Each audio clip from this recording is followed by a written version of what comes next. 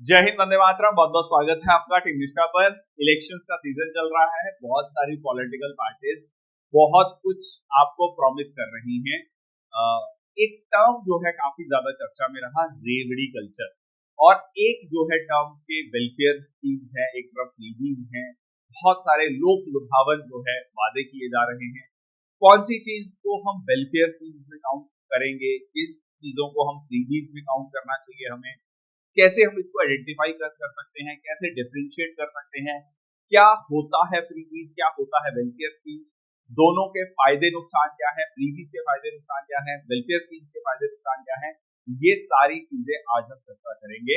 बहुत इंपॉर्टेंट है, खासकर एसेज के लिए, आर्गुमेंट राइटिंग के लिए, और बहुत इंपॉर्टेंट है समझने के लिए, एक बेहतर नागरिक बनने के लिए ये वीडियो बहुत इंपॉर्टेंट है, समझना इंपॉर्टेंट है। चलिए तो शुरुआत करते हैं आज के सेशन की।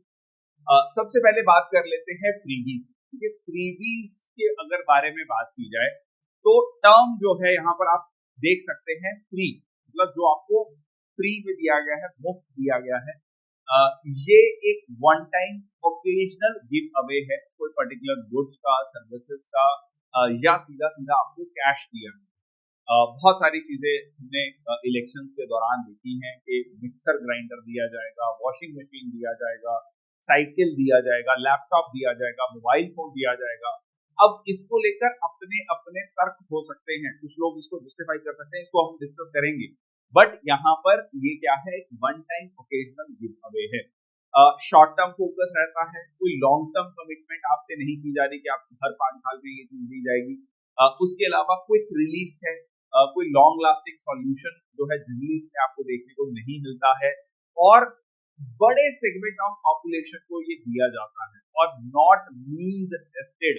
मतलब इसका ये है कि आप टारगेटेड ग्रुप को आइडेंटिफाई नहीं कर रहे, सबको दे दे रहे हैं। ठीक है, आप ये आइडेंटिफाई नहीं कर रहे या सर्वे नहीं कर रहे कि इस पर्टिकुलर पॉपुलेशन को या इस पर्टिकुलर वर्ग को जो है ये सहायता मिलनी चाहिए, ताकि उनका सामाजिक आर्थिक उत्थान हो। ये है इंपॉर्टेंट रिसर्च। और इससे फायदा क्या होगा, इससे फर्दर जो है पूरी की पूरी देश को, इकोनॉमी को क्या फायदा होगा, इस चीज के बारे में कोई स्टडी नहीं की जाती है। ये कहलाता है फ्रीबीज। अब सवाल आता है कि आपका जो है वेलफेयर स्कीम्स क्या होता है। देखिए, वेलफेयर स्कीम्स की अगर हम बात करें तो स्ट्रक्चर्ड है, काफी अलग अलग तरीके की सपोर्ट हो सकती है। किसान, मजदूर, युवा हो सकते हैं, महिलाएं हो सकती हैं, दिव्यांगजन हो सकते हैं, बुजुर्ग हो सकते हैं। तो ये मिड डे मील स्कीम हो सकती है। तो बहुत लेवल पर जो है ये सपोर्ट दी जा सकती है, एजुकेशन को लेकर, हेल्थ को लेकर, हाउसिंग को लेकर, फाइनेंशियल एड, कुछ नया अपना स्टार्ट करने को लेकर। तो अल्टीमेटली लॉन्ग टर्म फोकस इसमें आपका रहता है, जस्टिफाइड है, मीन्स टेस्टेड है। इसका परिणाम क्या होगा, इसका इम्प्लीकेशन क्या होगा, उसको टेस्ट किया गया है। टारगेटेड ग्रुप को, टारगेटेड सेक्शन को आइडेंटिफाई किया गया है। ये सारी चीजें जो है यहाँ पर आपको वेलफेयर स्कीम में देखने को मिलती है। पर देखिए, अपने अपने फायदे नुकसान हैं दोनों चीजों के। तो सबसे पहले हम फ्रीबीज के फायदे देखते हैं, ठीक है, बहुत इंडिपेंडेंटली। सबसे पहला फायदा है इमीडिएट रिलीफ। देखिए, कोई भी, वो बेशक कैश दिया गया हो या बहुत सारे गुड्स एंड सर्विसेज, जैसे हमने डिस्कस किया कि भाई मिक्सर ग्राइंडर है, जो है वॉशिंग मशीन है, या लैपटॉप है, मोबाइल फोन है, वो दिया गया है। इसके पीछे तर्क भी दिया गया। देखिए, मान लीजिए मिक्सर ग्राइंडर दिया गया, ये कहा गया कि महिलाओं के लिए बहुत जरूरी है, महिलाएं सारा दिन किचन में हैं और उनकी लाइफ को इजी बनाता है, उनका क्वालिटी ऑफ लाइफ इंप्रूव होगा, इसलिए ये दिया गया। लैपटॉप या मोबाइल फोन या टैबलेट इसलिए दिया गया ताकि बच्चे जो है ऑनलाइन एजुकेशन को एक्सेस कर सकें, वो एजुकेट हो सके। तो this is a tool for better education. Cycle इसीलिए दिया गया ताकि वो स्कूल जा सके। ठीक है, तो अब देखो, इसमें अपने आप में गलत सही नहीं है, but idea here is identify करना कि कहां पर कौन सी चीज है। इसमें बहुत सारे और एस्पेक्ट हैं, जस्ट मैं आपको एग्जांपल दे रहा हूं। आगे चलते हैं, इमीडिएट रिलीफ। नेक्स्ट आता है पॉलिटिकल पॉपुलैरिटी। सबसे बड़ा इसका रीजन है पॉलिटिकल पॉपुलैरिटी। इमीडिएट जो है पॉलिटिकल बेनिफिट होता है पॉलिटिकल पार्टीज को। ये भारत में नहीं है ये सिर्फ फिनोमिना, ये दुनिया भर में ये फिनोमिना देखने को मिलता है। इससे पॉलिटिकल लीडर्स को, पॉलिटिकल पार्टीज को एक इमीडिएट अटेंशन मिलती है। तो ये है आपका पॉलिटिकल पॉपुलैरिटी। नेक्स्ट है सिंप्लिसिटी, है इजी टू एडमिनिस्टर, है इजी टू इम्प्लीमेंट है। क्योंकि आपको इसमें टारगेटेड सेक्शन को, टारगेटेड ग्रुप को आइडेंटिफाई नहीं करना है, सबको देना है, ठीक है। तो इट इज वेरी इजी कि सबको बिजली फ्री है, सबको पानी फ्री है, सबको दिया जाएगा। So that is, it is very simple to administer, freebies की बात कर रहे हैं।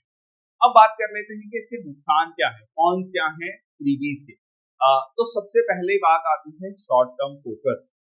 इसका कोई लॉन्ग टर्म फोकस नहीं है, इसका ये फोकस नहीं कि फ्यूचर में हम भारत को एक डेवलप्ड कंट्री बनाना है, इकोनॉमिक पावर हाउस बनाना है, एजुकेशनली डेवलप करना है। इस तरीके का कोई लॉन्ग टर्म विजन नहीं है, बहुत शॉर्ट टर्म है। इमीडिएट रिलीफ प्रोवाइड करने की जो है यहाँ पर कोशिश की जाती है। इसका आप एग्जाम्पल जो है देख सकते हैं, बहुत सारे स्टेट्स में हम देख रहे हैं कि किस तरीके से फाइनेंशियली कंस्ट्रेंट्स आने शुरू हो गए हैं शॉर्ट टर्म फोकस को लेकर। बेशक वो reintroduction of old pension system हो, और भी बहुत सारे फ्रीबीज देने की बात की गई हो, स्पेशली जब वो स्टेट जो है किसी भी तरीके से अगर हम देखें तो फाइनेंशियली वो उसके लिए वाइबल नहीं है, उसको वो इम्प्लीमेंट नहीं कर सकता, फिर भी जो है वो फ्रीबीज प्रॉमिस किए जाते हैं उस पर्टिकुलर राज्य के द्वारा या पॉलिटिकल पार्टीज के द्वारा। नेक्स्ट आता है बजट कंस्ट्रेंट्स। ये अपने आप में बहुत इंपॉर्टेंट है कि सबसे पहले आता है कि फ्रीबीज के लिए पैसा चाहिए, पैसा आएगा कहाँ से। पैसा खर्च करना एक बात है, पैसा कमाना एक बात है। तो वो अगर इकोनॉमी की बात की जाए तो वो पैसा आएगा कहाँ, वो कमाया कैसे जाएगा, वो एक बहुत बड़ा क्वेश्चन मार्क है। कब तक जो है लोन लिए जाएंगे, कब तक एसेट्स को बेचा जाएगा, वो अपने आप में बड़ा कंसर्न। और दुनिया भर में ये एग्जांपल्स हैं कि फ्रीबीज कल्चर की वजह से पूरा का पूरा देश जो है, पूरी की पूरी इकोनॉमी जो है वो कोलैप्स हुई है। इसका एग्जांपल आप श्रीलंका को देख सकते हैं, पाकिस्तान को देख सकते हैं, अर्जेंटीना को देख सकते हैं कि वो देश जो है इकोनॉमिकली काफी ज्यादा चैलेंज फेस कर रहे हैं because of this freebies culture. Next आपका आता है इनइक्विटी। देखिए, जब आप फ्रीबीज देते हैं तो सबको वो दे रहे हैं। मान लीजिए जब आप फ्री बिजली की बात कर रहे हैं, फ्री पानी की बात कर रहे हैं, जिसको जरूरत नहीं है बिल्कुल भी उस फ्री बिजली की, 300 यूनिट बिजली या 200 यूनिट बिजली जो भी है बट ऐसे परिवार को दे रहे हैं जिसको उसकी बिल्कुल जरूरत नहीं है, जिसकी सालाना इनकम से 1 करोड़ रुपया है, बट आप उसको भी वो फ्री बिजली दे रहे हैं। Doesn't make any sense. तो यहाँ पर इनइक्विटी का जो है कंसेप्ट आता है, जो कि बहुत इंपॉर्टेंट है। आप कह रहे हैं जी नहीं तो हम सबके लिए बराबर कर रहे हैं, बट द आइडिया है कि वो जो बजट कंस्ट्रेंट्स हैं और पैसा है आप उस जगह पर खर्च कर रहे हैं जहां पर जरूरत नहीं है, ठीक है। That is further leading to inequity. Next आता है प्रोज क्या है, वेलफेयर स्कीम्स। फायदे क्या है वेलफेयर स्कीम्स। तो फायदे वेलफेयर स्कीम के सबसे पहले है लॉन्ग टर्म इम्पैक्ट। आप एजुकेशन में इन्वेस्ट कर रहे हैं, हेल्थ में इन्वेस्ट कर रहे हैं, इंफ्रास्ट्रक्चर में इन्वेस्ट कर रहे हैं, ये एक लॉन्ग टर्म इम्पैक्ट है, ठीक है। ये मान लीजिए बच्चा है 3 या 4 साल की उम्र से पढ़ना शुरू करता है, वो जॉब रेडी होता है 20, 22, 24 साल की उम्र में जाकर, तो वो इतने साल जो है फैमिली, समाज उसमें इन्वेस्ट करता है, देश इन्वेस्ट करता है। वो 20 साल की इन्वेस्टमेंट के बाद जो है एक एसेट के रूप में डेवलप होता है। हम अगर उसको इकोनॉमिकली देखें, वो देश के लिए, समाज के लिए, परिवार के लिए काम करता है। तो ये एक लॉन्ग टर्म इम्पैक्ट है। तो सिमिलरली जब आप वेलफेयर स्कीम की बात करते हैं तो उसमें सबसे इंपॉर्टेंट पॉइंट आता है कि लॉन्ग टर्म में उसका इम्पैक्ट क्या होगा, ठीक है जी। फॉर एग्जाम्पल अगर आप सब्सिडी भी दे रहे हैं, मान लीजिए स्टार्टअप को दे रहे हैं सोलर पावर एनर्जी को या ग्रीन एनर्जी को, तो उसका एक लॉन्ग टर्म इम्पैक्ट है। नेक्स्ट आता है रिड्यूस्ड इनइक्वालिटी और इनइक्विटी। तो सीधा सीधा जब वेलफेयर स्कीम है, क्योंकि वो स्ट्रक्चर्ड है, फोकस्ड है और टारगेटेड ग्रुप को मिल रही है, तो इससे क्या होगा, जो असमानता है, जो हम आर्टिकल 39 बी और सी ऑफ द कॉन्स्टिट्यूशन में बात करते हैं, आर्टिकल 14 ऑफ द कॉन्स्टिट्यूशन में बात करते हैं, तो कहीं ना कहीं राइट टू इक्वालिटी की बात आती है। जो गैप है between the rich and poor या इनइक्विटी या इनइक्वालिटी को कम करने की हम बात करते हैं। नेक्स्ट आता है फिस्कल रिस्पॉन्सिबिलिटी। पैसा जो है अनलिमिटेड नहीं है, रिसोर्सेज अनलिमिटेड नहीं है, तो उन रिसोर्सेज को किस तरीके से बैलेंस आउट किया जाए, कितना आपको लोन लेना है, कितना डेट लेना है, डेट टू जीडीपी रेशियो कितना हो, और वो डेट जो है सही टारगेटेड ग्रुप तक पहुंचे, ये बहुत ज्यादा इंपॉर्टेंट है फिस्कल रिस्पॉन्सिबिलिटी। इस चीज का बहुत खास ध्यान रखा जाता है। जैसे fiscal responsibility budget management act है 2003, उसी में भी एक क्राइटेरिया रखे गए कि आप इससे ज्यादा लोन नहीं लेंगे और आपका जो रेवेन्यू एक्सपेंडिचर है, जो डे टू डे एक्सपेंडिचर है, जो मेनली सब्सिडीज इन सारी चीजों पे खर्चा है, वो इस लिमिट से ज्यादा नहीं होना चाहिए। ठीक है जी। नेक्स्ट आता है कौन क्या है, नुकसान क्या है वेलफेयर स्कीम। ठीक है, कुछ नुकसान भी हो सकते हैं। सबसे पहले नुकसान ये है कि इम्प्लीमेंटेशन, ठीक है, ब्यूरोक्रेसी। देखिए दुनिया भर में ये प्रॉब्लम देखी गई है कि red tapism, bureaucratic hurdles, identify करना टारगेटेड ग्रुप को, टारगेटेड सेक्शन को आइडेंटिफाई करना। तत्कालीन प्रधानमंत्री उनकी राजीव गांधी, उनके बहुत फेमस स्टेटमेंट है कि 100 रुपया हम भेजते हैं, 15 रुपए ही टारगेटेड ग्रुप तक पहुंचते हैं, 85 रुपीज गायब हो जाते हैं।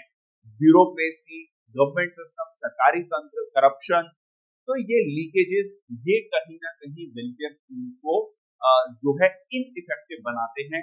इसीलिए लोग कहते हैं कि हम सबको देंगे। तो ये यहाँ पर एक बहुत बड़ा इंपॉर्टेंट पॉइंट है। आइडिया अच्छा है वेलफेयर स्कीम का, बट एग्जीक्यूशन में दिक्कत जो है वो उसका एक बहुत बड़ा कारण ब्यूरोक्रेसी या ब्यूरोक्रेटिक हर्डल है, लाल फीताशाही हम कह सकते हैं। नेक्स्ट आता है रेजिस्टेंस। देखिए बहुत सारे लोगों का ये कहना है कि एक पर्टिकुलर टारगेटेड ग्रुप को ये फेवर किया जा रहा है, बेनिफिट दिया जा रहा है, वो एक पर्टिकुलर वोटिंग ग्रुप है, हम उतना बड़ा वोटिंग ब्लॉक नहीं है, वोटिंग ग्रुप नहीं है, तो हमें नहीं बेनिफिट मिल रहा। तो ये अलग अलग तरीके के जो इंटरेस्ट ग्रुप हैं, प्रेशर ग्रुप हैं इकोनॉमी में, एक देश में, एक डेमोक्रेसी में, वो आपस में कहीं ना कहीं एक दूसरे को लेकर लड़ाई झगड़ा यहाँ पर रहता है।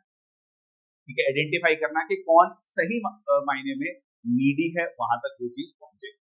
नेक्स्ट बात कर लेते हैं रिसोर्स एलोकेशन।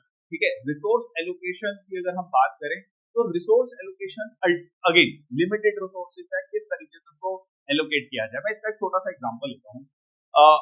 जब सरकारी नौकरियों में जो सरकारी एम्प्लॉइज हैं, गवर्नमेंट एम्प्लॉइज है, वो ओल्ड पेंशन सिस्टम की बात करते हैं, तो एक तर्क ये भी दिया जाता है कि देखिए बहुत बड़ी पॉपुलेशन है जिनको सरकारी नौकरियां नहीं मिलती और जो सरकारी नौकरियों से बाहर हैं, सरकार का फोकस उनकी तरफ भी है। जो सरकारी नौकरी में है उसके पास एक स्टेबल गवर्नमेंट जॉब है, वो अगर चाहे, अगर उसको लगता है कि जो उसको पेंशन मिलेगी न्यू पेंशन सिस्टम के अकॉर्डिंग वो कम है, तो वो अपनी तरफ से एक्स्ट्रा इन्वेस्ट कर सकता है, थोड़ा अमाउंट निकाल कर वहां पर इन्वेस्ट कर सकता है।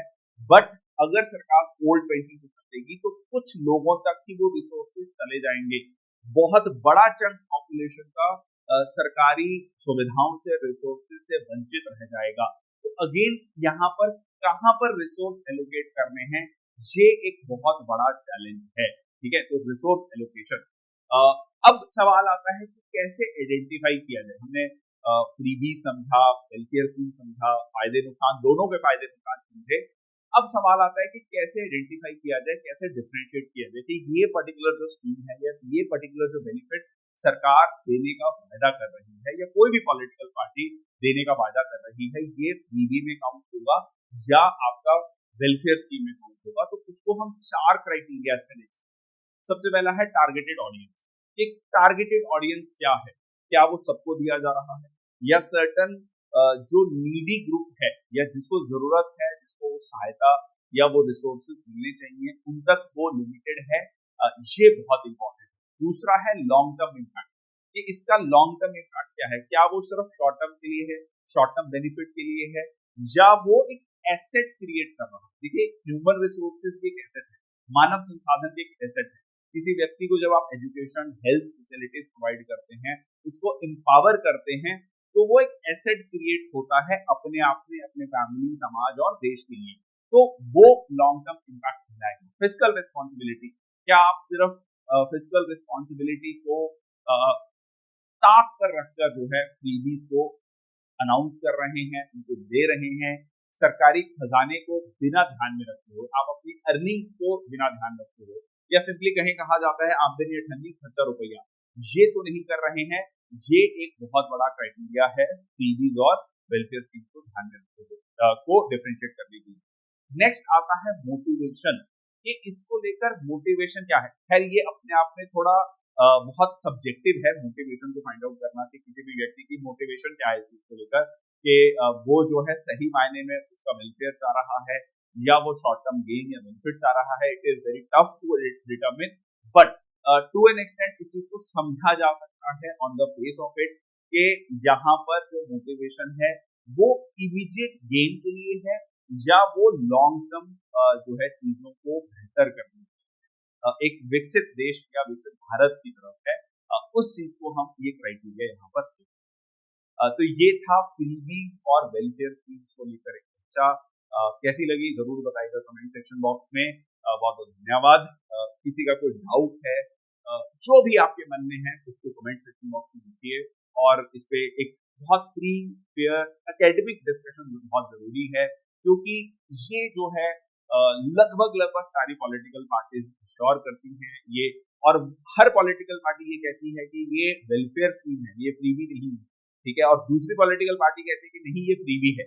तो ये क्लेम और काउंटर क्लेम हम हमेशा देखते हैं, बट आपका क्या समझना है, आपका क्या मानना है, कौन सी चीज वेलफेयर में, कौन सी फ्रीबी में आती है, आपका क्या एनालिसिस है, जरूर लिखिएगा कमेंट सेक्शन बॉक्स में। बहुत बहुत धन्यवाद। Thank you so much. जय हिंद, वंदे मातरम।